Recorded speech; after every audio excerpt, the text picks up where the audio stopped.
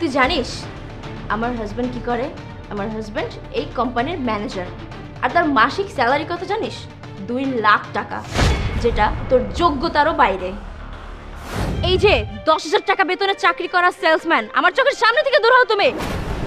এইভাবে কেন বলতেছো তুমি? কিভাবে বলবো আমি তোমাকে? কিভাবে বলবো? হ্যাঁ, কতদিন হলো তুমি আমাকে শপিং করিয়ে দিতে পারতেছো না? আসলে ব্যাপারটা এমন না, ফ্যামিলিতে অনেক দিন যাবত ফিনান্সিয়াল প্রবলেম চলতেছে, এই জন্য আমি তোমাকে কোনো শপিংয়ে নিয়ে যেতে পারতেছি না। ফিনান্সিয়াল প্রবলেম না? তাহলে চলো আমরা 5 স্টার রেস্টুরেন্টে আজকে খাবো, চলো। আমার স্যালারি এত কোথায় যে আমি তোমাকে এত দামি রেস্টুরেন্টে খাওয়াইতে নিয়ে যাব? তুমি আমাকে শপিং করিয়ে দিতে পারবে না, তুমি আমাকে রেস্টুরেন্টে নিয়ে যেতে পারবে না। তোমার সাথে রিলেশন করছিলা কেন? তুমি জানো আমি কত রিচ ফ্যামিলি থেকে আসা মেয়ে? দেখো সারা, ভালোবাসার টাকা পয়সা দিয়ে হয় না। আর তুমি দেখো আমি অনেক বড় হব ইনশাল্লাহ। আমি এই শহরের সব থেকে বড় কোম্পানির মালিক হয়ে দেখাবো ইনশাল্লাহ। আমি পারবো। তুমি আমার শাট আপ। তুমি আজকে 5,000 টাকা বেতনে চাকরি করতেছো, হাইস্ট গেলে 5 বছর পরে তুমি 50,000 টাকা বেতনে চাকরি করতে পারবে। এর থেকে বেশি যোগ্যতা আর ক্ষমতা কোনোটাই তোমার নেই। শোনো না, আজকের পর থেকে তোমার সাথে আমার ব্রেকআপ। কি বলতেছো তুমি এইসব? Please shut up. কথাটা তো শোনো আমার।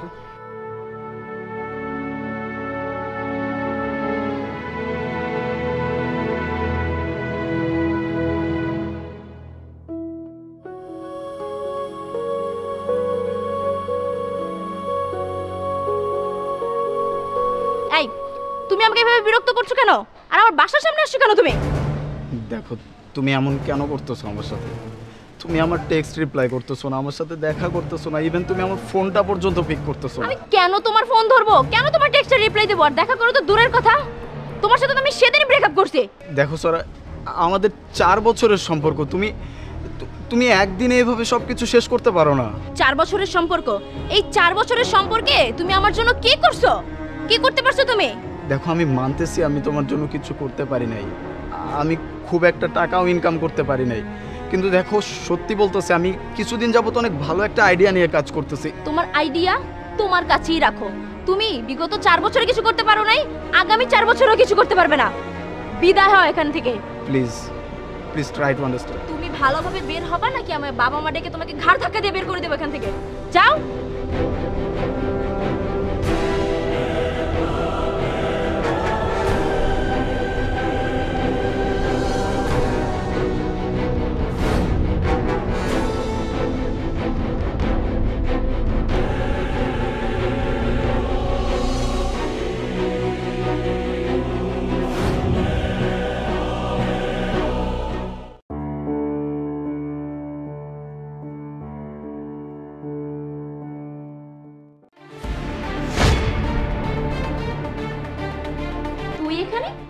তুই এখানে কি করছিস?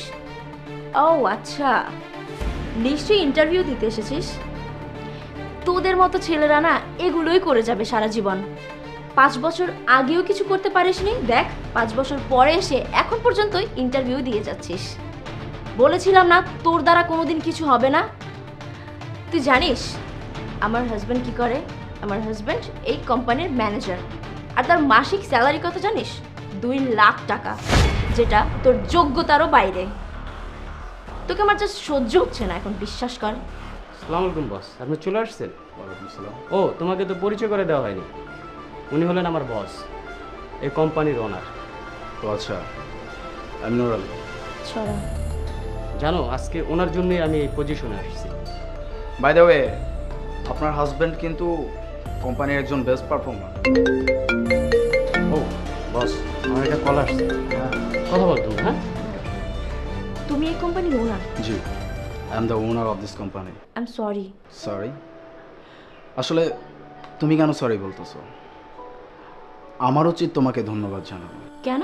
সেদিন যদি তুমি আমাকে এরকম একটা অবস্থায় না ফেলে যেতা, আজ হয়তো আমি এরকম একটা পর্যায়ে আসতে পারতাম না।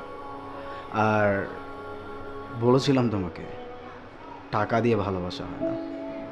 বলেছিলাম আমি অনেক ভালো কিছু করতে পারবো। Sorry for everything. বাট তুমি তো বিশ্বাসই করতে পারো না। যাই হোক, এসব বলে তো আল্লাহ নয়। Wish you a very happy married life. Take care.